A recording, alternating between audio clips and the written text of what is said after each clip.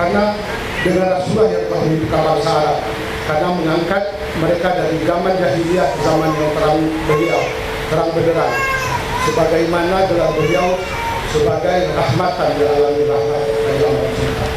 Dapatkah suatu kaum yang mengatakan bahwa Rasulullah itu adalah Rasul dan Nabi mereka? Kalau kita sebagai insan muslim, siapapun kita, apapun kita, putihkah kita, hitamkah kita, kuningkah kita, marilah kita jadikan Rasulullah itu sebagai pemersatu kaum muslimin, dan pelajarilah kehidupan beliau, ahlul bait beliau, yang mana telah dikabarkan sebagaimana diperintahkan dalam Al-Quran ayat surat Asy-Syura ayat 23. Aku tidak meminta upah atas dakwahku kepada kalian, kecuali rasa cinta kalian dan kasih sayang kalian kepada keluarga, sehingga kepada Rasulullah dan ahli baitnya akan termanifestasikan ke dalam kita masing-masing, sehingga kita memiliki semangat Islam dan wajah Islam dengan cara kita sendiri, dengan wajah Indonesia dan spirit kebudayaan Indonesia, yang budaya kita adalah budaya yang menghormati leluhur, baik orang tua, kakek, pahlawan, dan tokoh-tokoh yang lain yang layak kita hormati dan kita hargai. Apalagi terhadap Rasulullah, kita wajib bersyukur terhadapnya di hari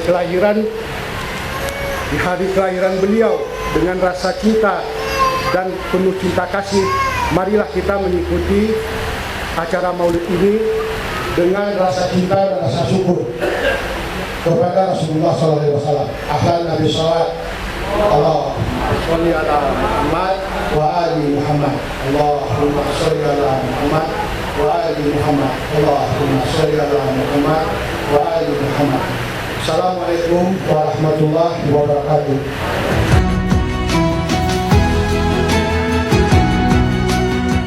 عين الرسول يا فاطمة الزهراء بنت رسول الله السلام عليكم يا سيد الشباب أهل الجنة السلام على الحسين وعلى علي بن الحسين وعلى أولاد الحسين وعلى أصحاب الحسين.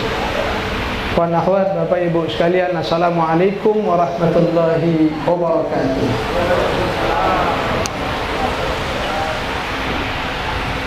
Saya tadi dengar sambutan dari Pak Samson. Saya rasa sudah cukup tuh bagian dari ceramah. Udah jadi Ustadz Samson. Besok lihatnya sudah menjelaskan bagaimana Ar-Rasul, kedudukannya dan pentingnya keberadaan Ar-Rasul bagi kita semua. Jadi saya tidak perlu lama lagi berarti. Itu Pak Samson ya. Lihatnya. Alhamdulillah, sore hari ini kita berkumpul di tempat ini, insya Allah tempat yang diberkahi, karena di sini kita menghadirkan manusia yang paling diberkahi oleh Allah Subhanahu wa taala, dan menyebut namanya, memanggil dirinya, memberikan salam dan salawat kepadanya.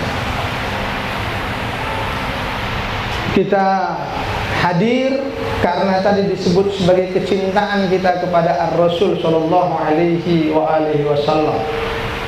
Tadi ada ayat Al-Quran yang dibacakan oleh qori kita tadi, itu menunjukkan ayat itu bagaimana kita seharusnya bergembira pada diri Rasulullah Sallallahu Alaihi Wasallam. Qul bi fadlillahi wa bi rahmatihi. Kita katakan bahwa karena fadlnya Allah, karena karunianya Allah dan rahmatnya, fabidzalika falyafrahu, maka dengan itu falyafrahu, disuruh bergembiralah. Qul bi fadlillah, yaitu fadl, fadilah, karunia, wa bi rahmati, dan rahmatnya Allah. Siapa rahmat Allah? Apakah rahmat Allah hanya duit? Kalau dapat duit kira-kira dapat rahmat Allah enggak? Kesehatan rahmat Allah bukan? Rahmat enggak bu? Kalau enggak biar saya doain sakit aja kita. Tentu itu rahmat Allah. Enggak mungkin kesehatan bukan rahmat, bukan nikmatnya Allah Subhanahu wa taala. Duit nikmatnya Allah juga dianya. Kita masih bisa makan, minum. Itu nikmat rahmatnya Allah. Ada yang sudah mulai membatasi makannya, ya kan, takut makan ini, makan itu, makan ini, takut asam urat kumat, takut gula naik, ada saja kan, darah tinggi lagi. Misalnya kita bilang hamba sudah berkurang nikmat itu, rahmat. Kesehatan adalah rahmat, makan minum adalah rahmatnya Allah. Dianya semua yang ada pada kita adalah rahmat Allah Subhanahu wa taala. Kita mau itu semua. Kita mau sehat. Ada yang mau sakit di sini, Bu? Ada? Nah, maunya sehat. Mau miskin atau mau kaya? Kaya, ya kan? Maunya kaya dianya. Mau makan enak atau makan tidak enak? Makan enak, bisa makan enak terus dianya. Kan? Berkumpul dengan keluarga, semuanya. Itu kita mengharapkan semua itu ada pada kita. Amal itu baik dan nikmat. Tapi perhatikan nanti ayat itu mengatakan, maka karunia Allah dan rahmatnya Allah Subhanahu wa ta'ala, maka karena kamu dapat itu bergembiralah. Gembirakah kita kalau sehat? Gembira. Gembira kalau kita punya uang? Gembira. Gembira kita bisa makan, minum, berkumpul bersama keluarga? Gembira. Semua hal yang menyenangkan, menggembirakan kita, maka kita bergembira. Kalau kita bergembira dengan itu semua, tapi di ayat lain Allah mengatakan apa? Bahwa ada rahmatan ada rahmat bagi seluruh alam. Duit rahmat bagi kita, tidak rahmat bagi lembu. Lembu kira-kira perlu duit? Tidak rahmat. Sama dia itu tidak rahmat. Duit kita kasih miliaran sama lembu, tidak ada rahmat sama dia itu. Ada nikmatnya sama dia. Kasih uang 1 miliar sama rumput 1 goni, dia pilih rumput pasti. Dia tinggalkan duit. Ya, berarti kesehatan rahmat yang terbatas. Makanan rahmat yang terbatas. Ada yang bisa kita makan, ada yang tidak bisa kita makan. Terbatas rahmat. Tapi Allah menyebut ada rahmat yang tidak terbatas. Rahmat itu kata Allah rahmatan lil alamin, rahmat bagi seluruh alam. Alamin, semua alam. Mau manusia, binatang, tumbuhan, bebatuan, bumi, langit, dunia, akhirat, semuanya alam. Karena masih Allah, selain Allah adalah alam. Nah, jadi ada Allah menurunkan rahmat yang rahmatnya tidak terbatas dan itu meliputi seluruh alam. Dalam Al-Quran Allah mengatakan rahmati wasi'at kulla syai', yang kemudian dijadikan dalam doa kumail di awal. Rahmatku kata Allah meliputi kulla syai', segala yang namanya sesuatu. Kita sesuatu, batu sesuatu, langit bumi sesuatu, sesuatu berarti sama dengan seluruh alam. Kata Allah rahmatku meliputi segala sesuatu. Kemudian Allah mengatakan rahmat itu untuk seluruh alam. Siapa rahmatan lil alamin? Bu, siapa bu? Siapa? Nabiuna Muhammad sallallahu alaihi wa alihi wasallam. Allahumma shalli ala Muhammad.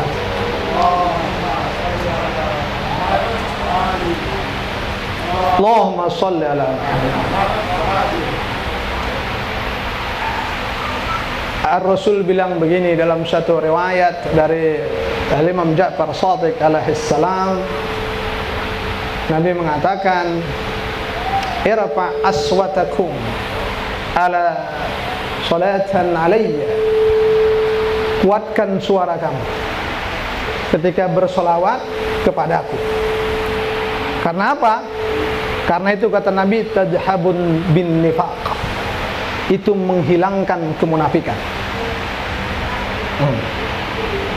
Jadi kata Nabi, salah satu ciri orang munafik, dia enggan berselawat kepadaku. Makanya banyak selawat itu menghilangkan kemunafikan. Dan disuruh irfa aswataku, keraskan suara kamu supaya hilang kemunafikan ini. Jadi kita biasa udah selawat dengan riang, gembira dan seterusnya. Dan juga Nabi mengatakan kepada para sahabat, tahukah kamu siapa orang yang paling pelit di permukaan bumi? Atau tahukah kamu siapa orang yang paling bakhil? Bakhil, pelit. Pelit itu bukan main-main, bakhil itu. Ketika disebut Nabi, tahukah kamu siapa orang yang pelit, orang yang bakhil? Saya berdiri aja namanya. Boleh Bu, ya minta izin Pak. Badan saya kecil ini agak ketinggian, jadi agak begini. Tahu kamu siapa orang yang bakhil? Ketika Nabi sebut bakhil, itu sifat yang paling dibenci. Pak, ada yang suka berkawan sama yang pelit. Rokok awal aja ditekannya, rokok dia tak pernah keluar. Ya kan?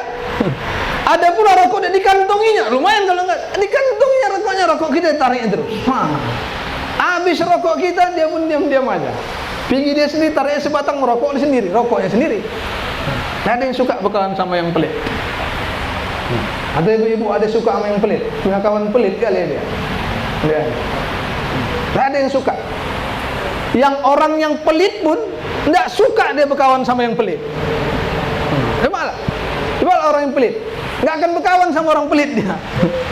Ya kan? Karena dia nggak suka lihat orang, padahal dirinya baik. Orang-orang pelit. Ada kitab itu judulnya Al-Bukhala, kisah orang-orang pelit. Nah itu kisah orang-orang pelit, orang-orang bakhil dianya. Kata Nabi, tahukah kamu siapa orang paling pelit? Pelit itu berarti orang yang paling dibenci oleh semua makhluk. Karena sifat itu sifat yang tidak disukai. Para sahabat bilang Allah dan Nabinya lebih mengetahui siapa itu orang yang paling pelit. Nabi mengatakan orang yang paling pelit adalah orang yang bakhil, paling dibenci itu adalah orang yang ketika disebut namaku dia tidak berselawat kepada. Bayangkan, disebut nama Nabi dia tidak mau berselawat kepada Nabi. Itu orang pelit. Hanya berselawat Allahumma sholli ala Muhammad wa ali Muhammad, tidak mau, padahal pahalanya sangat banyak, pahalanya besar, balasannya luar biasa, menggugurkan dosa-dosa. Menggugurkan dosa-dosa. Salawat itu menggugurkan dosa-dosa. Imam Ali Ridha, cucu Nabi, keturunan ke-8 dari Nabi, namanya Ali Ar-Ridha bin Musa Al-Kazim bin Ja'far As-Sadiq bin Muhammad Al-Baqir bin Ali Zainal Abidin bin Husain bin Ali bin Abi Talib wa Fatimah Az-Zahra binta Muhammad sallallahu alaihi wa alihi wasallam. Ini cucu Nabi asli. Beliau mengatakan apa? Kalau kamu sudah dipenuhi dengan dosa-dosa dan umurmu sudah mulai merasa tua dan kamu khawatir tidak mampu bertobat dengan dosa-dosa yang kamu penuhin itu, bayangin, saking banyaknya dosanya, maka kata cucu Nabi tersebut, perbanyaklah sholawat kepada Nabi dan keluarga Nabi, maka insya Allah itu menyelamatkan kamu dari siksanya Allah Subhanahu wa ta'ala. Bayangin, menggugurkan dosa-dosa.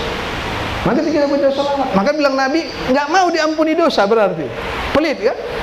Berarti dosanya nggak mau dibaginya sama kita. Dosanya aja nggak mau dibaginya, apalagi duitnya atau kan? Mau digugurkan dosanya nggak mau. Kan pelit sekali. Makanya bu jangan pelit-pelit. Kalau Nabi jangan selawat dianya. Tinggal mengucapkan aja, pahala banyak, diampuni dosa-dosa, berkah, rezeki mengalir dengan baik. Ada sebuah cerita. Ada orang naik haji. Dia naik haji. Ketika haji dia tawaf. Tawaf biasanya baca apa? Yang udah haji. Nah, yang belum haji juga biasa tahu. Yang sudah pergi. Kalau mau tawaf itu biasanya baca apa, Bu? Ada yang tahu? Labbaik Allahumma labbaik, labbaik la syarika, dan seterusnya, dan doa-doa. Ini orang naik haji dari datang kemudian dia tawaf, itu ndak ada baca itu. Ndak ada baca doa. Dia cuman baca Allahumma sholli ala Muhammad wa ali Muhammad. Itu saja dibacanya. Pergi kemanapun dia hanya baca itu, tidak ada doa lain. Ada yang heran, ikutinya terus.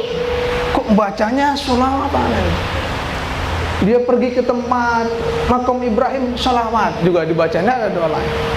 Dia pergi ke sana, sholawat juga, sholawat aja, doa lain.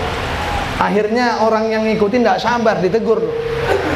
Dia bilang, kamu kok sholawatan aja, ini ada doa-doa yang dianjurkan untuk dibaca dalam haji. Apa kamu nggak tahu doa-doa itu? Apa kamu nggak tahu? Kalau nggak tahu biar diajarin. Orang itu bilang, iya, saya selalu membaca itu terus-menerus. Karena nggak tahu? Bukan. Saya tahu semua doa haji. Saya tahu semua manasik-manasik itu dan doa-doanya. Lalu kenapa baca itu saja? Dia bilang, karena ada sebuah kisah. Apa kisah? Dia bilang, suatu hari saya pergi dengan ayah saya. Pergi ke suatu tempat, mungkin juga ingin naik haji bersama ayahnya. Dia ingin naik haji bersama ayahnya. Di tengah jalan ayahnya meninggal dunia. Meninggal. Dulu ya naik unta, bukan naik pesawat. Meninggal di tengah jalan, kata dia. Di tengah-tengah padang pasir, orang tidak ada. Dan yang menyedihkan saya, kata dia, fisik ayahnya, jasad ayahnya berubah menjadi hitam kelam dan wajahnya seperti babi.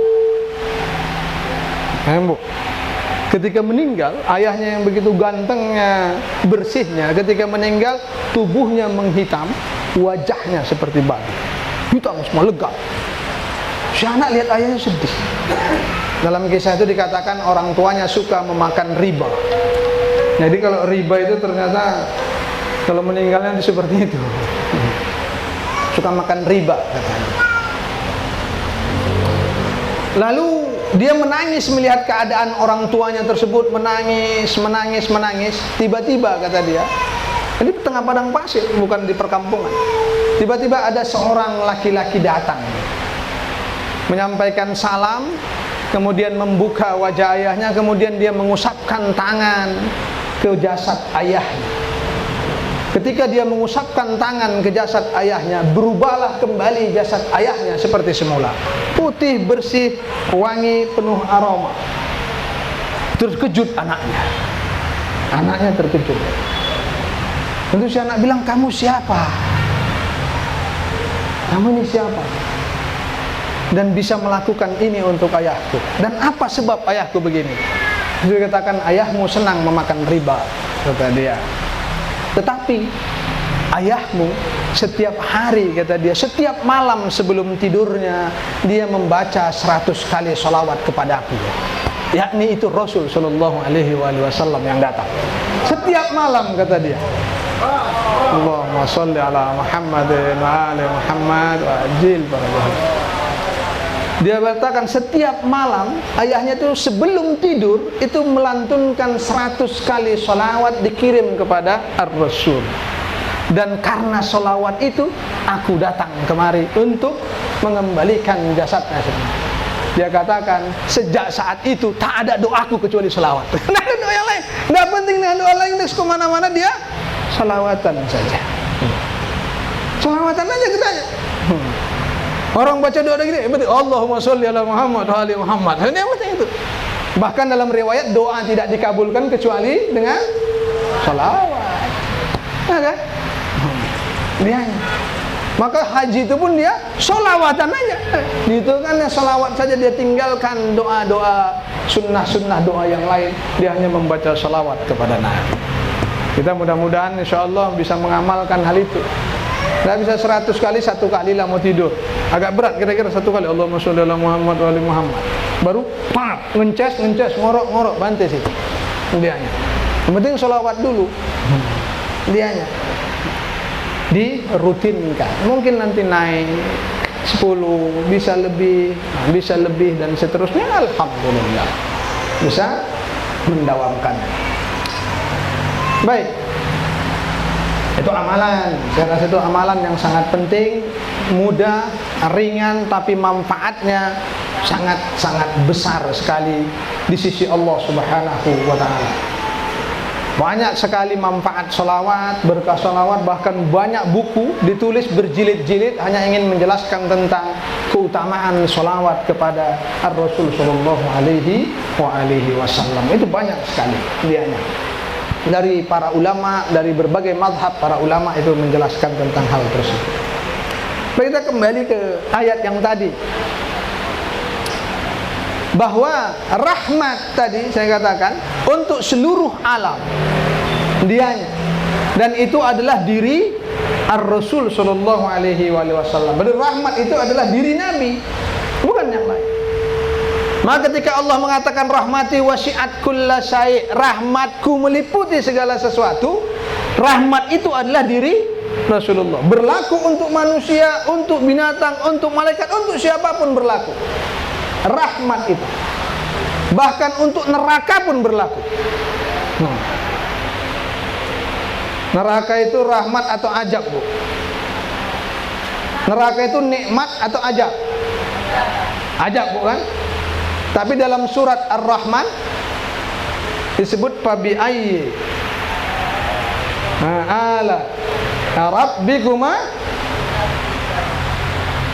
nikmat mana lagi yang kamu dustakan? Kemudian Allah menyatakan masuk ke dalam neraka jahanam. Bayangkan masuk ke dalam neraka disebut nih. Kan susah kita itu. Allah Jawadi Amuli ketika menjelaskan tafsir terhadap ayat itu, kenapa neraka disebut sebagai rahmat, sebagai nikmat oleh Allah Subhanahu wa taala. Di antara yang beliau jelaskan, pertama, karena neraka itu mengingatkan kita untuk tidak berbuat dosa. Kan nikmat kan? Karena dosa kita dibakar. Kalau habis dosanya dibakar, nggak ada dosa lagi, kemana perginya? Ke surga. Maka dikatakan neraka adalah jalan mengantar kita ke surga. Karena kita masih banyak dosa, maka dia menjadi rahmat. Ya. Karena dia membuat kita hilang dosa. Makanya sakit mengampuni dosa. Sakit kita anggap itu tidak enak, tapi mengampuni dosa kita. Dimaki orang nggak enak, tapi itu mengampuni dosa kita. Dipitnah orang tidak enak, tapi itu mengampuni dosa kita. Digibah orang nggak enak, digosipin orang tidak enak, tapi itu mengampuni dosa kita semua. Jadi perkara yang tidak enak itu juga bagian dari rahmatnya Allah Subhanahu wa taala. Dan Nabi SAW adalah rahmat Allah yang tentu neraka juga dirahmati oleh Rasul Sallallahu Alaihi Wasallam. Dan dianya, maka Nabi rahmat. Sekarang ayat itu di ujungnya dia menyatakan apa? Apa tadi ujungnya? Qori. Dia katakan dalam ujungnya tadi, huwa khairum mimma yajma'un. Iya kan? Dia katakan itu. Huwa khairum mimma yajma'un. Bahwa rahmat Allah tadi lebih baik. Dia, pakai dia. Huwa. Menunjukkan manusia. Huwa. Dia. Lebih baik daripada semua yang kamu kumpulkan. Yajma'un. Tadi saya di awal bilang, ibu mengumpulin harta, mengumpulin kesehatan, itu kan semua nikmat. Semua kita kumpulkan, kata Allah, rahmat ini lebih baik dari semua yang kamu kumpulkan. Itu diri Nabi Muhammad sallallahu alaihi wasallam. Dirinya lebih baik dari apapun. bahkan lebih baik dari semua ibadah yang kita buat. Diri Nabi lebih baik dari solat-solat kita, dari puasa-puasa kita. Karena puasa-puasa kita, solat-solat kita, ragu juga kita diterima Allah atau enggak nih kan? Ada yang meyakini solatnya sudah diterima sama Allah? Ada Pak? Ada kira-kira yakin nih solatku sudah diterima sama Allah? Ada Bu? Yakin? Satu saja solatnya, nggak usah yang banyak-banyak. Bertahun-tahun kita, puluhan tahun. Siapa yang bisa jamin satu solatnya diterima oleh Allah? Takutnya kita fawailul lil, celakalah orang yang sholat. Takutnya kita itu sholatnya dalam keadaan lalai, dalam keadaan ria. Qad aflahal mu'minun alladzina hum fi salatihim khashi'un. Beruntung orang-orang mukmin kalau dia sholat dalam keadaan khusyuk. Yang beruntung itu kata Allah, yang aflah itu kalau sholatnya itu khusyuk. Ada yang sholat khusyuk di sini Bu? Pas mau Allahu Akbar khusyuk. Begitu Fatihah mesti ingat yang lain. Ya kan? Entah-entah mak ikan tadi belum ditutup, kucing ada di bawah, pekarain. Ya kan? Tadi nggak ada ingat apa-apa, begitu sholat teringat yang lain-lain. Dia. Makanya ada ulama Bu. Ada ulama kalau ibu kehilangan dompet, sholat kata dia. Awak pikir minta petunjuk sama Allah? Kan sholat minta petunjuk sama Allah, hilang dompet, minta petunjuk sama Allah, di mana kira-kira aku letakkan dompet tadi ya? Disuruh sholat sama ulama itu. Wah, berarti minta petunjuk sama Allah? Enggak, karena sholat kita nggak usuk. Begitu sholat, setan pun ingat, dompet kau di sana. Kan? Diingatkan setan kita langsung. Allahu Akbar. Setan di sana dompet kau. Mak mulai ragu sholat. Mak diambil pula nanti itu. Kena mulai ragu kita. Begitu sholat pun tekanlah cepat-cepat, bubab, selesai, lompat langsung cari dompet. Bukan petunjuk Allah, petunjuk setan yang datang rumahnya sama kita. Ya kan? Begitu, ngeri. Inilah fawailul lil, celakalah orang-orang yang sholat lalai ria sholatnya. Coba dia sering Bu ya? Sering Bu ini. Kalau tadi nggak ingat, begitu sholat ingat dia kan? Yang tadi utang pun ingat kita. Dianya misalnya. Jadi kita ini belum beruntung sebenarnya karena sholat kita tidak khusyuk, masih celaka. Jadi bagaimana Allah mau terima sholat kita? Nggak yakin kita.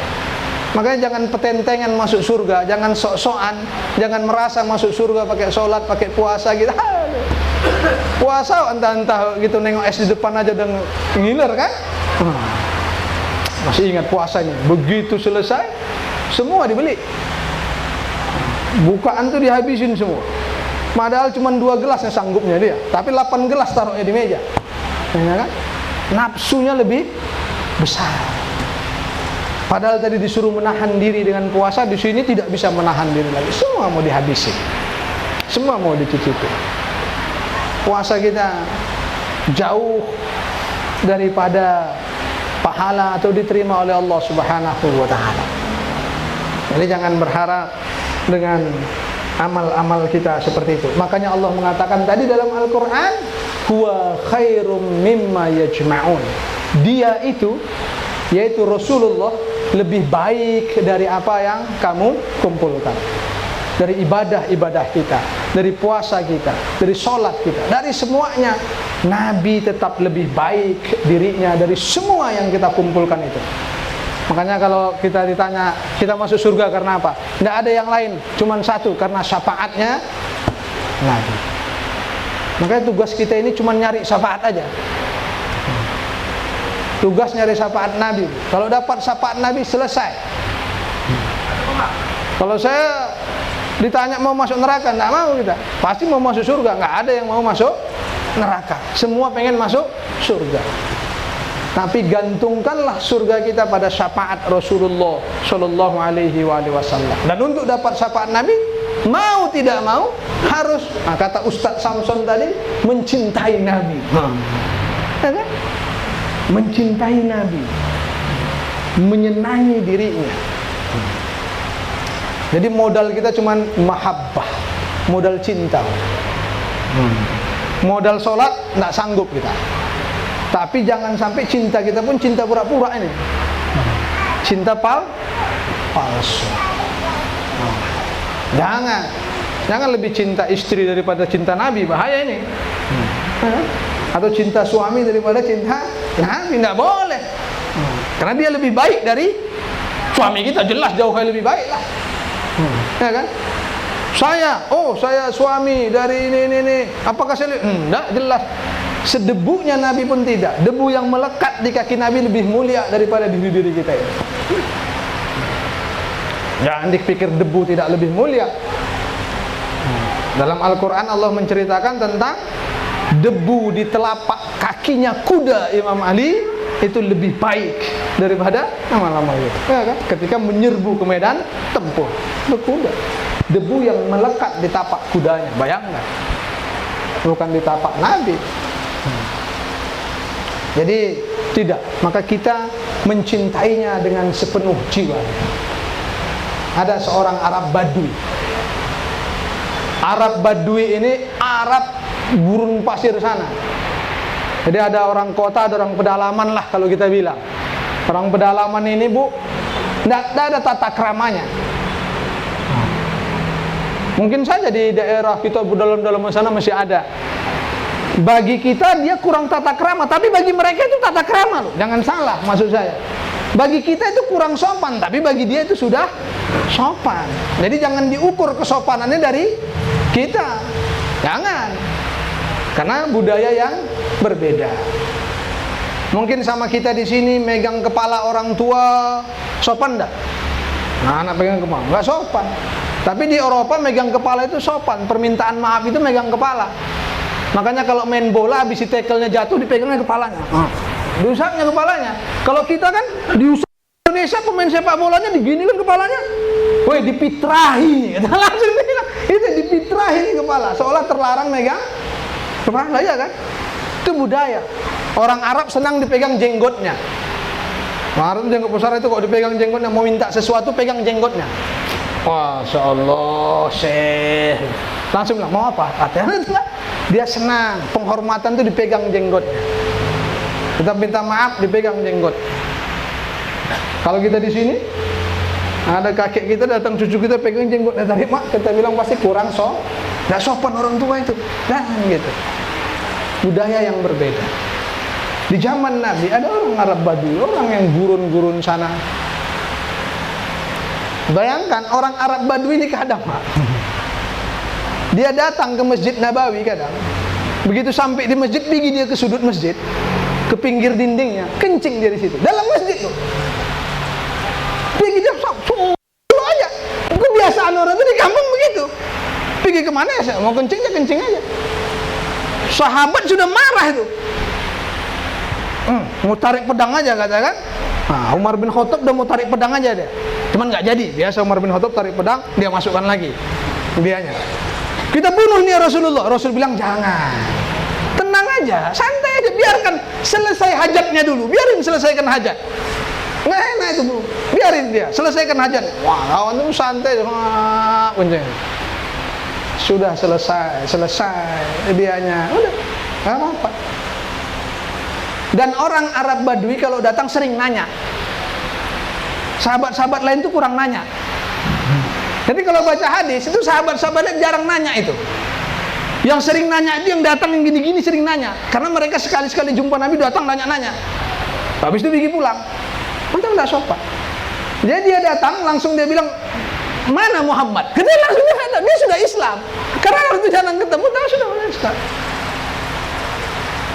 Orang mak ini makin kurang ajar, habis kencing manggil Nabi suka-suka kan makin kurang ajar. Nah, kan? Pak Iwan Samson ada Kapolda gitu kan, datang masuk kantor Kapolda dia, masuk ruangan Polda, kencing di sudut, mak itu langsung tarik pistol, dak, wah, ternyata langsung. Habis itu main panggil Kapolda suka-suka hati namanya aja kan, marah kita. Ini Nabi. Nabi bilang tenang aja, santai aja. Itu Nabi luar biasa orang, santai saja. Dia bilang saya Muhammad, ada perlu apa? Dia bilang, kapan kiamat tiba? Wah, dia main-main nanya langsung kapan kiamat? Gitu. Nabi bilang, Nabi lembut, kemudian Nabi bilang sama dia apa?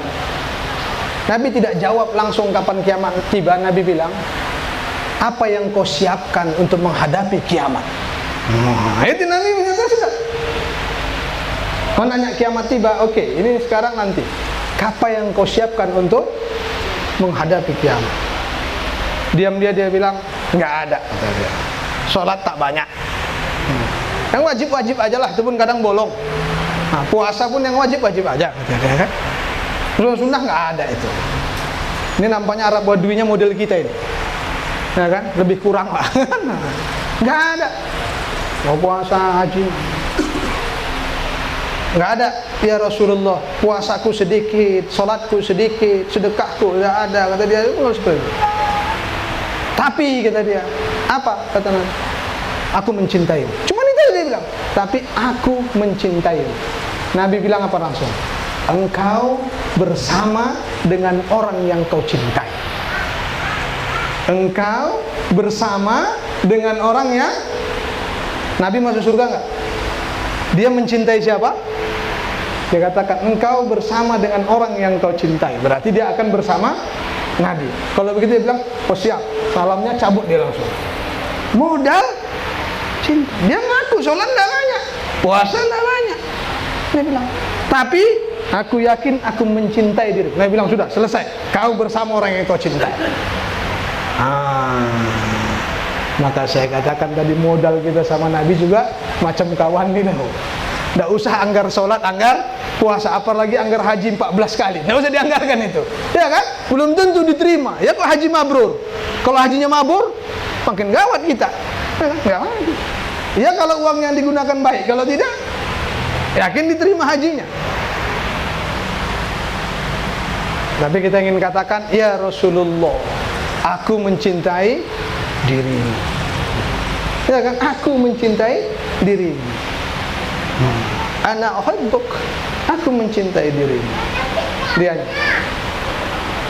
iyyaka yuhibbuk. Kalau lebih sedap itu iyyaka, pakai iyyaka, tidak pakai ana uhibbuk. Karena dalam bahasa Arab ini kadang ada bedanya, Bu. Kalau istri kita nggak tahu bahasa Arab, enak itu. Ana uhibbuki, aku mencintaimu, senang dia kan. Padahal maksudnya itu engkau salah satu yang kucintai. Dalam bahasa Arab itu artinya kau salah satu yang, karena ana uhibbuk artinya aku mencintaimu. Yang lain juga nggak tertutup kemungkinan kucintai. Itu ana uhibbuk. Tapi udah senang dia kan. Kalau ngerti dia bahasa Arab, gawat itu kita. Jangan cari yang ngerti-ngerti kali kan. Tapi kalau mau menyatakan kau satu-satunya yang kucintai, itu pakai iyyaka. Makanya Al-Fatihah itu pakai apa? Iyyaka na'bud wa iyyaka nas. Hanya dirimu yang kusembah dan hanya padamu ku minta pertolongan. Itu dia pakai iyyaka.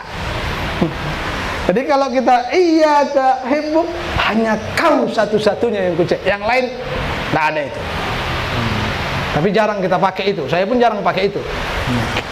Kan? Tetap bilang ana uhibbuk, aku cinta padamu. Yang lain juga. Jadi orang ini mencintai Rasul. Modal cinta dia bersama Rasulullah sallallahu alaihi wasallam. Abu Zar suatu hari bertemu dengan Rasulullah. Abu Zar bilang, ya Rasulullah, bagaimana keadaan orang yang mencintai suatu kaum? Menarik, ini Abu Zar, sahabat Nabi yang luar biasa. Abu Zar bilang, ya Rasulullah, bagaimana keadaan seseorang yang mencintai suatu kaum yang dia tidak mampu beribadah seperti kaum itu, atau tidak mampu melakukan seperti kaum tersebut? Gimana keadaan orang seperti itu? Kata Abu Zar. Rasul mengatakan, ya Abu Zar, wahai Abu Zar, engkau seperti orang yang kau cintai dan bersama mereka. Setelah dia dapat dibilang Nabi gitu, Abu Zar bilang, aku mencintaimu. Dia sadar kan? Dia tidak mampu beramal ibadah seperti amal ibadahnya Nabi. Dia tidak mampu punya tingkat keimanan yang tinggi seperti tingkat keimanan Nabi. Maka dia mulai dulu. Bagaimana keadaan orang yang mencintai seseorang atau suatu kaum yang dia tidak mampu melakukan seperti yang dilakukannya. Nabi bilang, kau yang seperti orang yang kau cintai itu dan sebenarnya, nah aku cintai. Selesai. Makanya ketika kita mencintai Nabi, kita bersama Nabi, dan ibadah-ibadah Nabi itu semuanya akan mensyafaati kita, menutup kekurangan ibadah kita. Itu yang kita harapkan, tiada yang lain. Makanya maulid Nabi yang kita lakukan pada saat ini tiada lain apa? Ingin menambatkan cinta pada Nabi. Karena ada pepatah orang bilang, tak kenal maka tak sayang maka tak cinta. Iya kan? Kenal Nabi. Oh, saya kenal Nabi kah? Oh, kenal. Siapa ayahnya Nabi? Ada yang tahu Pak siapa ayahnya Nabi? Nah, ayo, siapa ayahnya Nabi? Ada Bu yang tahu, Bu? Nggak tahu ayahnya Nabi? Siapa? Abdullah. Ibunya? Aminah. Ada lagunya itu, Bu kan? Nah, kan? Fa'atil atyaru tashdu filayalil maulidi wa bariqun nuri yabdu min ma'ani ahmadi wa bariqun nuri yabdu min ma'ani ahmadi filayalil maulidi. Abdullah nama ayahnya, Aminah ibundanya, Abdul Muthalib kakeknya, Abu Thalib pamannya, Khadijah istri setia, Fatimah putri tercinta. Semua bernasab mulia, dari Quraisy ternama. Itu dikenalkan kita nama-namanya. Tapi ada yang nggak ada di situ. Wah, saya tes sekarang. Neneknya nggak disebut. Wah, ini diskriminasi, di kakeknya disebut neneknya. Yang perempuan ditinggalkan. Ayo Bu, siapa yang tahu nama neneknya Nabi?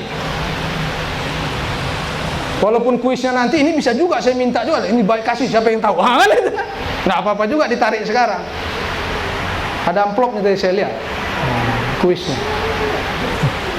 Neneknya Nabi. Bapak-bapak ada yang tahu Pak di belakang? Neneknya Nabi. Kalau kakeknya tahu tadi Abdul Muthalib. Neneknya. Wah, ibu-ibu kalau nggak tahu kelewat nih kan, ini sebagai sesama perempuan harus dong. Atau bapaknya pun nggak tahu juga ini. Hah? Ada Pak yang tahu? Pak Sobri. Neneknya Nabi. Kan ngaco kita bilang kenal Nabi, ternyata enggak juga. Google. Neneknya Nabi. Yang bisa jawab dikasih langsung kuisnya nih. Ya Ustaz Haidar ya? Bisa ya kan? Dikeluarkan sekarang deh. Nggak ada yang tahu. Kalau gitu cari-cari dulu.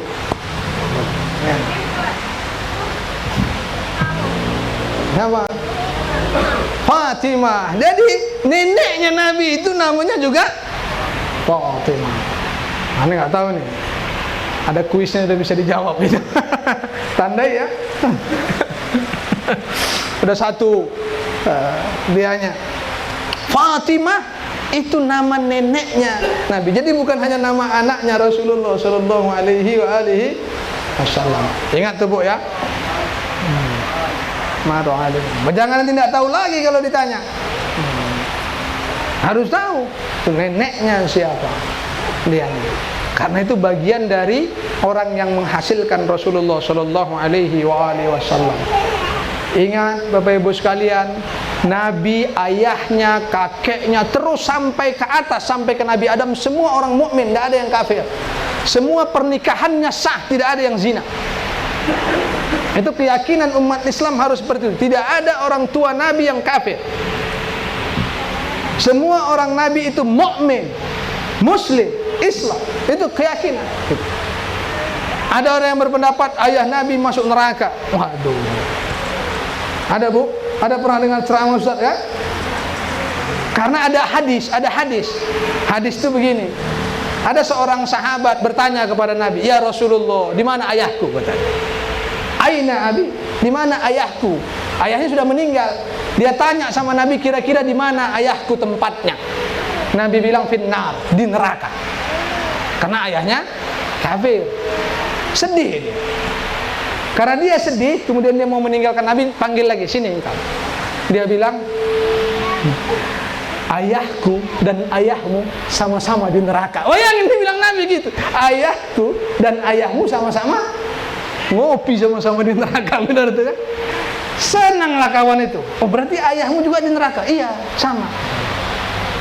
Senang dia pulang. Dengan hadis itu maka orang berpendapat ayah Nabi kafir. Tapi saya tidak akan terima itu. Banyak ulama tidak menerima riwayat itu dan tidak akan menerima kekafiran ayah Nabi. Dia. Saya kadang-kadang kalau malas berdebat dengan ilmiah, membongkar-bongkaran kitab, saya bilang gini aja. Pernah ada orang bilang, "Oh kan kafir ayah Nabi." Baik.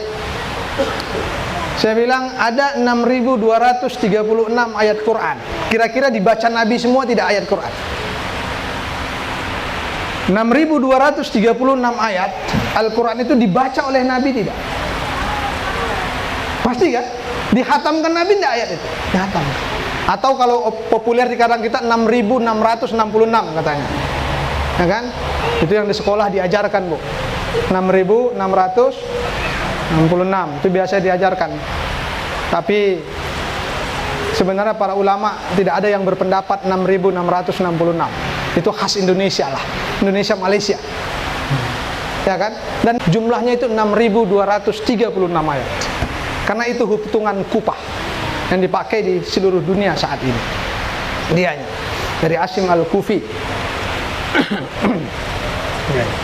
Nah, sekarang saya kembalikan tadi. 6.000 ayat lebih itu semua pasti dihatamkan Nabi. Masa kita hatam Quran, Nabi tidak hatam, kan gawat. Sekarang di antara ayat itu ada enggak doa untuk orang tua? Ada enggak? Rabbil firli wali walidayya warhamhuma kama rabbayani. Itu ayat Quran kita ambil. Iya kan? Ayat Quran. Kira-kira Nabi baca ayat itu enggak? Kalau dia baca artinya apa? Ya Allah. Apa artinya, Bu? Rabbil firli. Ya kan? Ampuni diriku dan orang tuaku dan sayangi dirinya sebagaimana mereka. Nah, kira-kira Nabi mendoakan orang tuanya enggak? Lah, kalau Nabi mendoakan orang tuanya diterima Allah enggak doa Nabi? Kalau doa Nabi enggak diterima, doa siapa lagi yang diterima? Pasti kalau doa Nabi diterima, diampuni Allah, disayangi Allah, masuk neraka kira-kira? Jadi saya bilang sama dia, kalau kau menurutmu ayah Nabi di neraka, orang tua Nabi neraka, berarti Nabi pas baca ayat sampai ayat itu dilewatinya itu. Nah, dilewatinya supaya nggak masalah sama Tuhan.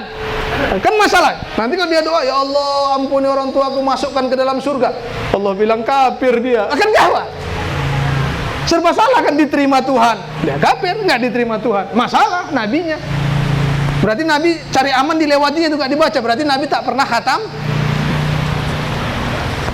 Nabi khatam Quran. Makanya para ulama, terutama ulama-ulama ahlul bait menegaskan dengan jelas ijma' mereka, ulama imamiyah, kata Syekh Suduk, Syekh Mufid dan sebagainya dalam akidah mereka, kitab-kitab mereka mengatakan dengan tegas apa? Seluruh silsilah Nabi dari ayahnya Abdullah sampai tembus terus ke Ibrahim sampai bahkan ke Nabi Adam semuanya mukmin, tidak ada yang kafir dan hubungan mereka adalah hubungan yang sah perkawinan. Tidak ada yang zina. Tidak ada yang zina.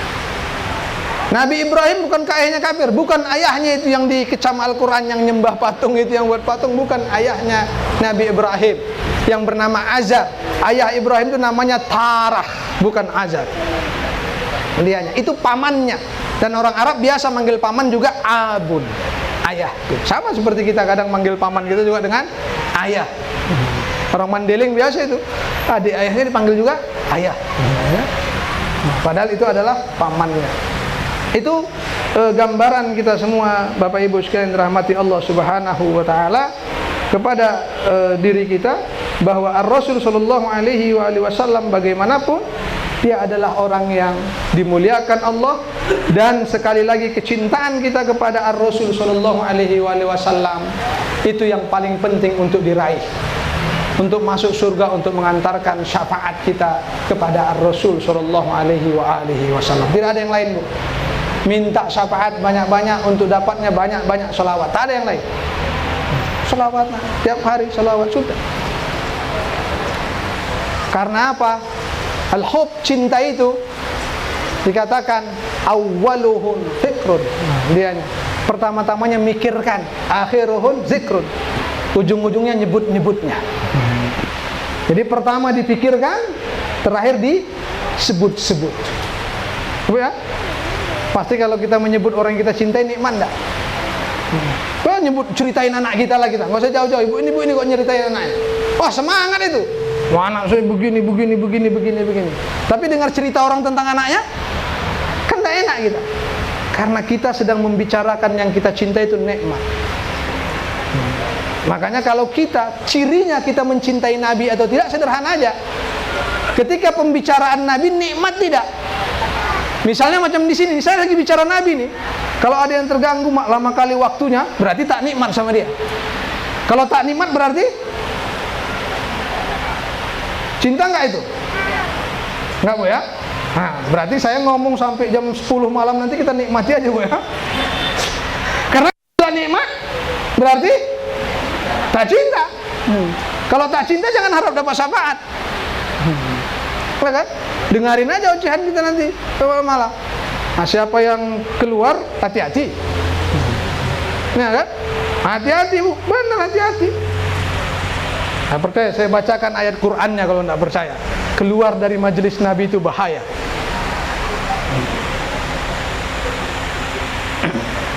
Karena ini, bahkan ayat ini luar biasa kalau menurut saya menjelaskan tentang perkara tersebut.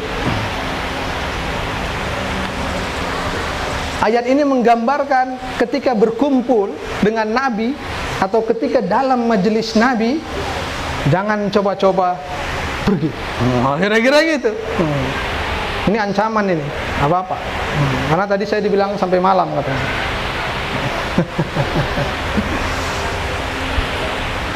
Nih, saya baca ini ayat Quran, bukan sembarangan.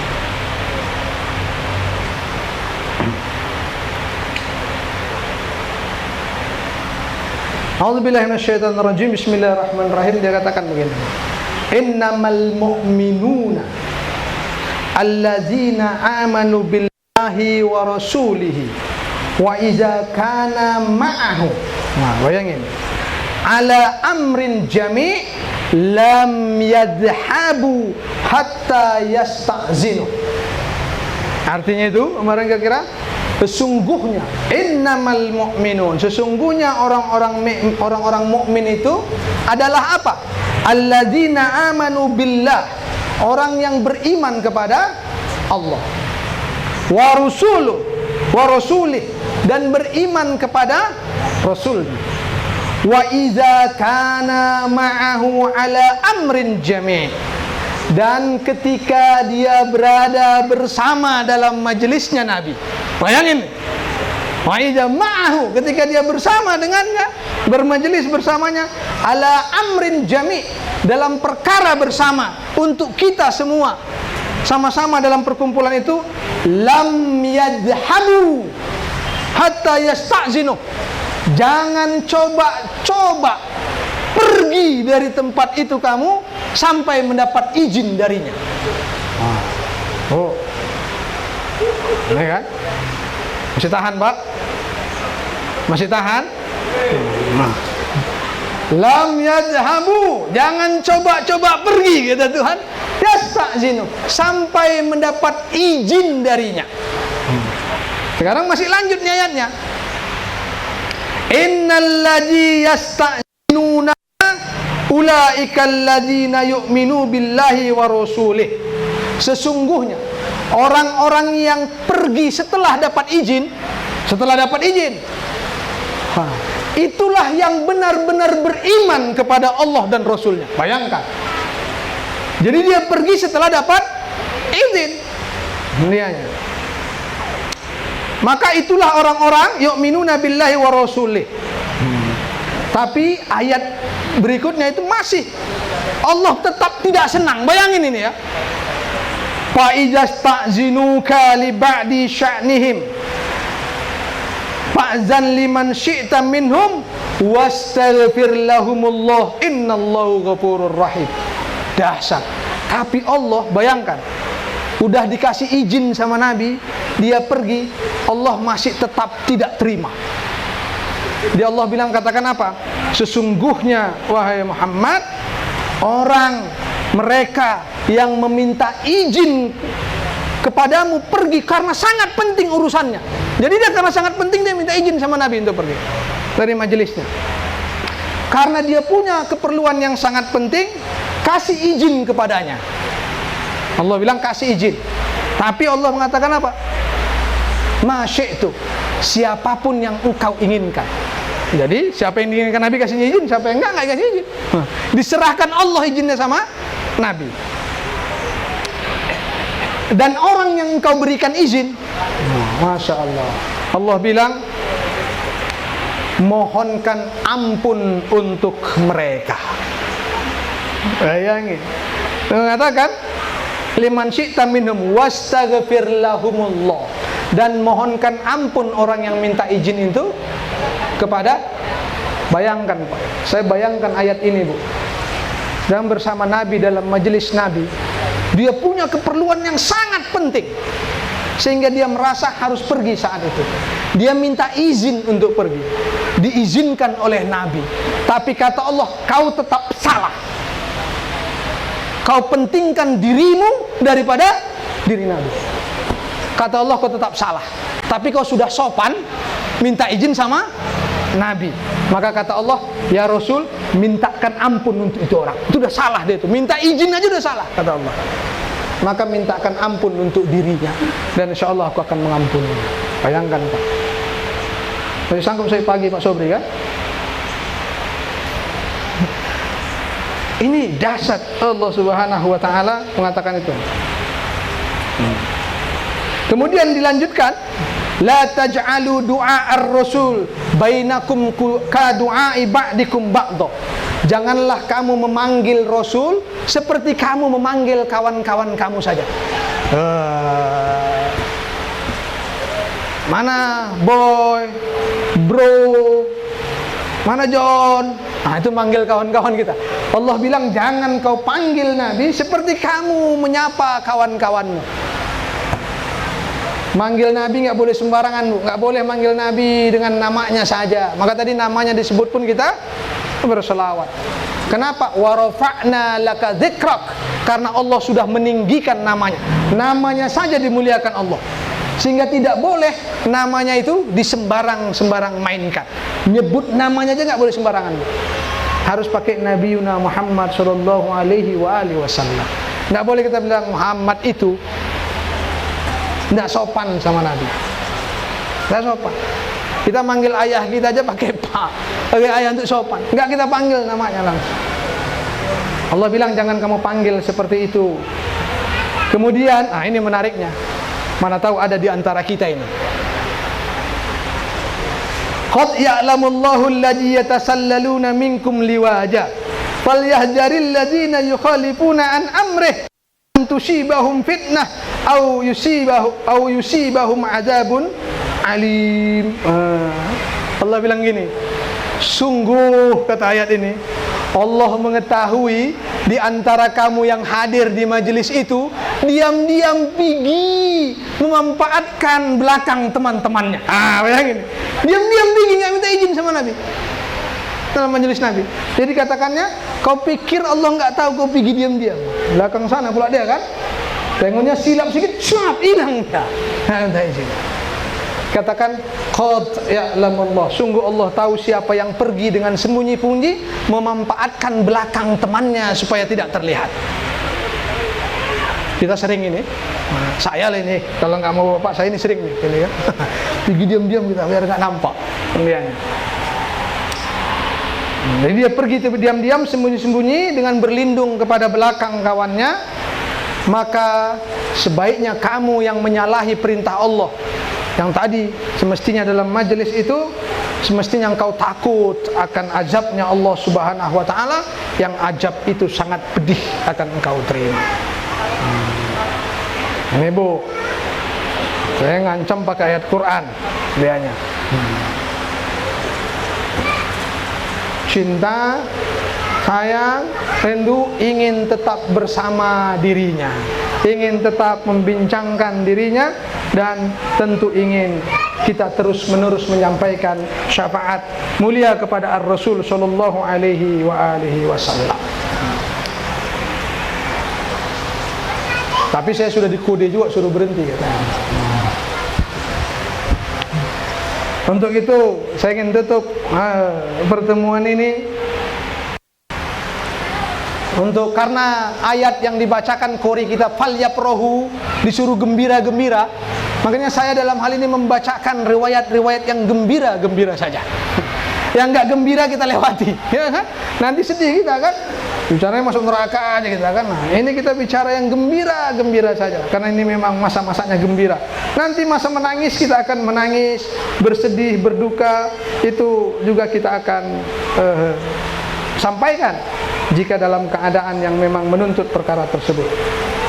Saya ingin sebutkan bagaimana Nabi mencintai kita dan putrinya Fatimah Zahra mencintai kita semua, supaya kita paham, supaya cinta kita tidak bertepuk sebelah tangan.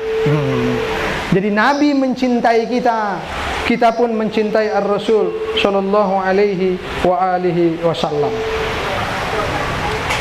Saya bacakan riwayatnya Bapak Ibu sekalian. Ini riwayat dari Sayyidah Fatimah Zahra salamullah alaiha. Fatimah itu nama yang mulia. Tahu ibu-ibu kenapa diberi nama Fatimah? Kenapa Sayyidah Fatimah putri Nabi diberi nama Fatimah? Kenapa dia diberi nama Fatimah? Kata Rasulullah sallallahu alaihi wasallam dalam riwayat Ibnu Abbas, dia diberi nama Fatimah karena dirinya dan orang-orang yang mencintainya fa'atammaha finnar, dibebaskan dari api neraka. Jadi Fatimah itu artinya pembebas. Pembebas dari apa? Pembebas dari api.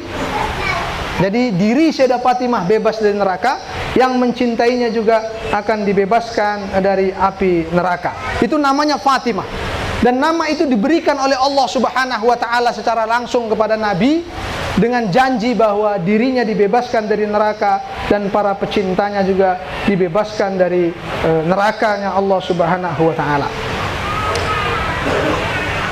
Mari kita dengarkan riwayat ini dengan baik. Mudah-mudahan kita termasuk dalam hal ini. Diriwayatkan dari silsilah sanad sampai kepada Imam Ali bin Abi Thalib alaihissalam, suaminya Fatimah, menantu dan sepupunya Rasulullah sallallahu alaihi wasallam.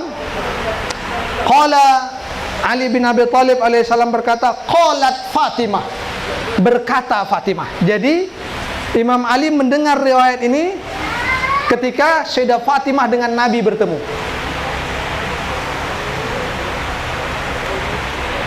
Imam Ali berkatalah Fatimah, ya abatah, aina alqaka yawmal mawqif, mawqifil a'zam, wa yawmal ahwal, wa yawmal faza'ul akbar. Wahai ayahku. Lembut sekali Sayyidah Fatimah, dia manggil ya abatah, wahai ayahku. Dia katakan, di manalah aku nanti menemuimu wahai ayahku pada hari kiamat, ketika semua telah musnah, pada kekacauan yang sangat besar, pada fitnah yang sangat-sangat membahayakan setiap orang, yaitu ketika kebangkitan kiamat terjadi. Di mana? Dia katakan, aina alqaka ya abatah, di mana aku akan bertemu denganmu wahai ayahku. Nabi bilang begini, qala, maka berkatalah Nabi, ya Fatimah, wahai putriku Fatimah, inda babil jannah wa ma'i liwa'il hamdi wa anna syafi'u li ummati ila rabbi.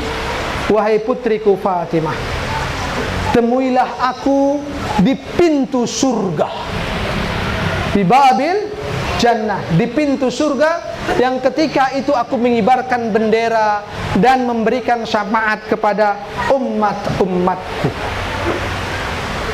Bertemu Nabi di pintu surga. Kalau Sayyidah Fatimah sampai nggak kira-kira ke situ, Bu? Ke pintu surga? Sampai. Kalau kita agak ragu ya, agak ragu bilang sampai pintu surga. Enak kalau kita sudah ketemu Nabi di pintu surga, sudah pasti masuk surga. Orang udah sampai pintu surga berarti udah masuk surga. Tapi Sayyidah Fatimah tidak menghentikan riwayat sampai di sini. Saya ketika membaca riwayat ini, seandainya Sayyidah Fatimah menghentikan riwayatnya sampai sini, selesai kita. Tapi Sayyidah Fatimah tidak menghentikan di situ. Dia katakan apa? Qalat, dia berkata lagi, ya abatah, wahai ayahku, fa illam alqaka hunaka, bagaimana wahai ayahku seandainya aku tidak sampai pintu surga untuk menemuimu. Bayangkan, Bu. Ayahnya nunggu di surga, dia bilang, gimana kalau aku tidak sampai pintu surga untuk menemuimu wahai ayahku. Wah, berarti kacau itu. Qala, maka Nabi mengatakan, alqaini alal haut wa ana asqiya ummati. Kalau engkau tidak sampai pintu surga, maka temui aku di telaga Haut ketika aku memberi minum kepada umatku. Telaga Haut itu, Bu, sudah telaga untuk orang masuk surga. Itu pun sudah selamat itu kalau sudah sampai telaga Haut. Sayyidah Fatimah menghentikan, tidak, dia lanjut. Dia katakan apa? Lanjut dia bilang, qalat ya abata, wahai ayahku, illam alqaka hunaka, gimana kalau aku tidak sampai bisa menjumpaimu di telaga Haut? Qala, Rasul berkata, alqauni ala syirat wa ana qaimu aqulu rabbi sallam ummati. Kalau begitu, temui aku di titian syirat, yang ketika itu aku berdiri untuk berkata kepada Tuhanku, selamatkan umatku ya Allah dari syirat ini. Jembatan syirat mau kita lalui itu berat, tak lewat neraka. Lewat selamat. Nabi berkata di sana, ya Allah selamatkan umatku, ya Allah selamatkan umatku. Sayyidah Fatimah berhenti sampai di situ? Tidak. Dia berkata lagi, ya abatah, fa illam alqaka hunaka, gimana kalau aku tidak sampai syirat itu selamat untuk menemui dirimu? Rasul berkata, ya ibnati, wahai putriku, alqaini indal mizan aqulu rabbi sallim ummati, temui aku di mizan, di timbangan, ketika aku berkata kepada Tuhanku, selamatkan umatku, perbesar timbangannya. Sayyidah Fatimah tidak berhenti juga. Dia berkata, wahai ayahku, fa illam alqaka hunak, gimana kalau aku juga enggak sampai di situ, enggak selamat juga. Masya Allah. Saya baca riwayat ini sambil menangis, karena saya menganggap Sayyidah Fatimah sedang menyampaikan pertanyaan saya. Yakin Bapak selamat dari sirat? Belum tentu. Mizan belum tentu. Apalagi sampai pintu surga. Sayyidah Fatimah nggak mau berhenti, dia berkatakan apa? Ya abatah, wahai ayahku, fa illam alqaka hunaka, gimana kalau aku juga tidak sampai di situ? Tidak bisa juga menemuimu di situ. Akhirnya Nabi melihat anaknya terus bertanya seperti itu. Nabi mengatakan, dan inilah harapan kita semua, yang menggembirakan saya dan Anda. Apa itu? Kata Rasulullah gini, ya Fatimah, kalau kau tidak menemukan aku lagi juga nggak sampai ke surga, nggak sampai juga di Haud, di Syirat, di Mizan, mana-mana juga nggak sampai, Kata Rasulullah, alqaini ala syafari jahannam. Wah, dahsyat Pak. Amna'a sararaha wa lahbaha an ummati. Kata Nabi, wahai putriku, kalau kau enggak bisa ketemuku di pintu surga, di Mezan, di Syirat, di Haud, di mana-mana, aku akan menemuimu di pinggir neraka Jahannam. Bayangkan, ala syafari Jahannam, aku datang ke pinggir neraka Jahannam, aku akan lihat dan keluarkan siapapun dari neraka dari sana. Bayangkan, kalau masuk neraka kau keluarkan dari sana, kata Nabi. Kemudian apa? Sayyidah Fatimah Zahra salamuallahu alaiha dalam riwayat ini, fastabsyara Fatimah bizalik sallallahu alaiha wa ala abiha wa ba'liha wa baniha. Mendengar kata ayahnya tersebut, cerah gembira wajah Sayyidah Fatimah Zahra mendengar janji ayahnya tersebut bahwa ayahnya pun akan selamatkan sampai ke dalam neraka.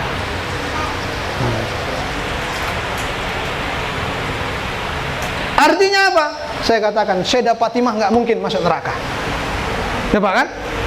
Sayyidah Fatimah nggak mungkin nggak selamat dari syirat, dari mizan. Tapi ini juru bicara kita. Kalau saya berkata, ya Nabi gimana kalau nggak sampai? Ini kita ini. Ya saya misalnya.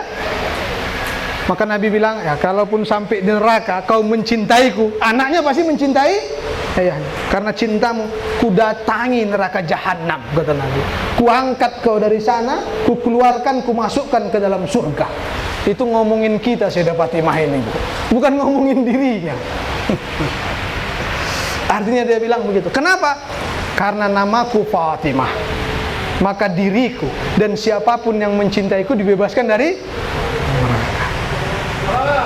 Allahumma salli ala Muhammad wa ali Muhammad. Allahumma salli ala Muhammad wa ali Muhammad. Allahumma salli ala Muhammad wa ali Muhammad. Kemudian riwayat di ujungnya yang menarik, saya tambahkan sedikit.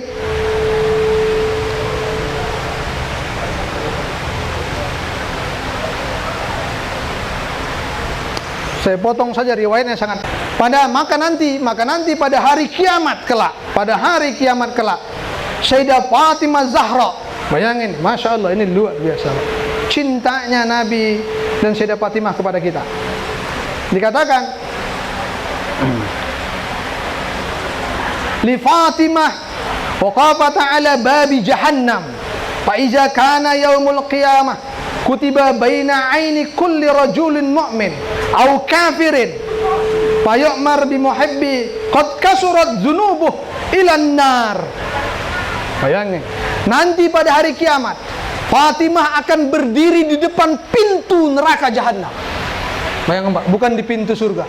Dia berdiri di pintu neraka Jahannam. Dia berdiri di pintu neraka Jahannam. Pada hari kiamat, kutiba baina aini kulli rajul. Dia melihat setiap orang yang lewat untuk masuk neraka. Jadi setiap orang lewat masuk neraka dilihati sama Sayyidah Fatimah. Kullu rajulun mu'min au kafir. Bayangin, yang masuk neraka itu orang mukmin dan juga kafir. Ternyata dikatakan yang mukmin masuk neraka, yang kafir juga masuk. Kullu rajulin mu'min au kafir. Yang mukmin maupun kafir ditengok Sayyidah Fatimah. Masuk neraka, masuk neraka. Fayu'maru bimuhibbi qad kasurat dzunubuh ilan nar. Sampai kemudian Sayyidah Fatimah Zahra, masya Allah, sampai kemudian Sayyidah Fatimah Zahra melihat orang yang lewat, ada tanda di keningnya mencintai dirinya. Dia melihat orang lewat, dia lihat cahaya di keningnya mencintai dirinya, dan dia digiring ke neraka dikarenakan kasurat dzunubuh, banyak kali dosanya. Kasurat, bayangin, banyak kali dosanya, sehingga dia digiring ke neraka. Tapi Sayyidah Fatimah melihat cahaya di wajahnya, dia mencintai Fatimah. Masya Allah. Namaitani Fatimah, engkau yang menamaiku Fatimah dikarenakan engkau berjanji diriku dan siapapun siapapun yang mencintaiku dibebaskan dari api neraka. Dan janjimu benar, dan engkau tidak pernah mengkhianati janjimu. Nah, diancam sama syaitan itu. Kau janjimu pasti benar ya Allah, dan engkau bukan pengkhianat janji. Maka kemudian tiba-tiba terdengar suara, dikatakan pada saat itu, setelah Sayyidah Fatimah berteriak, "Fayaqulullah azza wa jalla sadaqti ya Fatimah." Maka terdengar suaranya pada saat itu dengan nyaring, "Sadaqti ya Fatimah, benar engkau wahai Fatimah. Aku telah menamai dirimu Fatimah, karena dirimu dan siapapun yang mencintaimu dan mencintai keturunanmu dan berwilayah kepada mereka, maka akan dibebaskan dari api neraka. Dan aku," kata Allah, "selalu menepati janjiku dan tidak pernah berkhianat." Maka Sayyidah Fatimah kemudian mengatakan apa dalam riwayat ini? "Kalau begitu ya Allah," kata dia, "ya Allah, selamatkan mereka para cintaku dari neraka." Allah mengatakan bukan dia selamat, tapi dia katakan apa? "Ya Fatimah, terserah dirimu siapa yang mau kau keluarkan dari neraka." Bayangkan, diserahkan kepada Fatimah untuk mengeluarkan dirinya. Mu'minan fayukhiju biyadihi wa dakhilil jannah. Maka Sayyidah Fatimah Zahra mengeluarkan setiap orang yang mencintainya dari neraka, dan dia menggandeng mereka semua untuk memasuki surganya Allah Subhanahu wa ta'ala. Alam Nabi wa alaihi salawat. Muhammad Allahumma shalli ala Muhammad wa ali Muhammad. Allahumma shalli ala Muhammad wa ali Muhammad wa ajil farajahu. Itu terakhir saya bacakan untuk mengembirakan kita semua, dan insya Allah sholawat kita yang terakhir bukti cinta kita kepada Rasul Sayyidah Fatimah dan keturunannya, dan akan mensyafaati kita kelak di hari kiamat ketika kita membutuhkan semuanya. Billahi taufiq wal hidayah. Wassalamualaikum warahmatullahi wabarakatuh.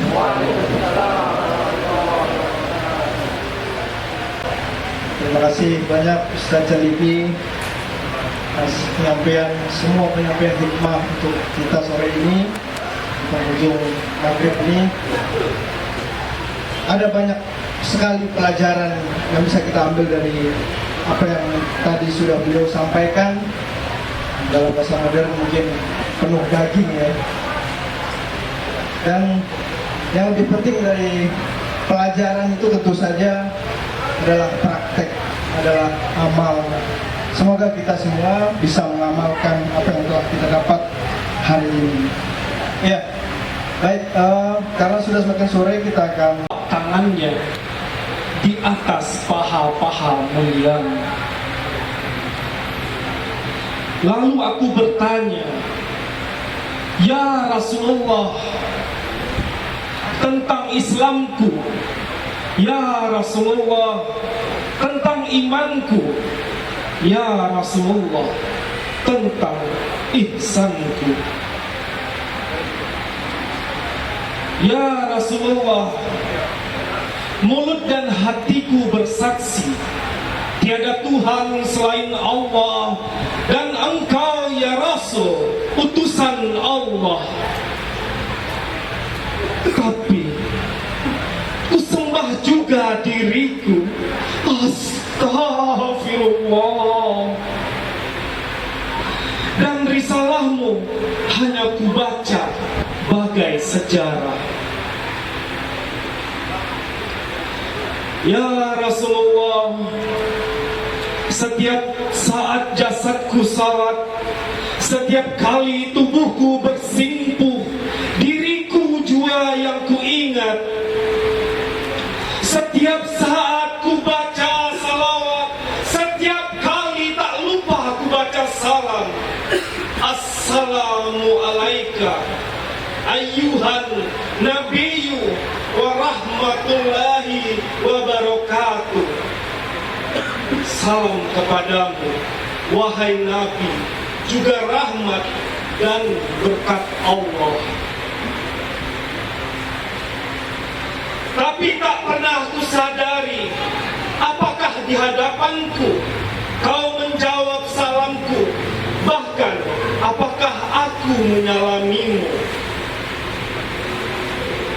Ya Rasulullah, ragaku berpuasa dan jiwaku kulepas sebagai kuda. Ya Rasulullah, sekali-kali kubayar zakat dan dengan niat dapat balasan kontan dan berlipat. Ya Rasulullah, aku pernah naik haji sambil menaikkan gengsi. Ya Rasulullah, sudah Islamkah aku? Ya Rasulullah, aku percaya Allah dan sifat-sifatnya. Aku percaya malaikat, percaya kitab-kitab sucinya, percaya nabi-nabi utusannya. Aku percaya akhirat, percaya kadar-kadarnya seperti yang kucatat dan kuhafal dari ustaz. Tapi aku tak tahu seberapa besar itu mempengaruhi lakuku. Ya Rasulullah, sudah imankah aku? Ya Rasulullah, setiap mendengar panggilan, aku menghadap Allah. Tapi, apakah Ia menjumpaiku? Sedang wajah dan hatiku tak menentu. Ya Rasulullah, dapatkah aku berihsan? Ya Rasulullah, ku ingin menatap meski sekejap wajahmu yang elok mengerlap. Setelah sekian lama mataku hanya menangkap gelap. Ya Rasulullah, ku ingin mereguk senyummu yang segar setelah dahaga di padang kehidupan hamba hampir membuatku terkapar. Ya Rasulullah, meski secercah tetesanku teteskan padaku cahayamu, buat bekalku sekali lagi menghampirinya. Terima kasih.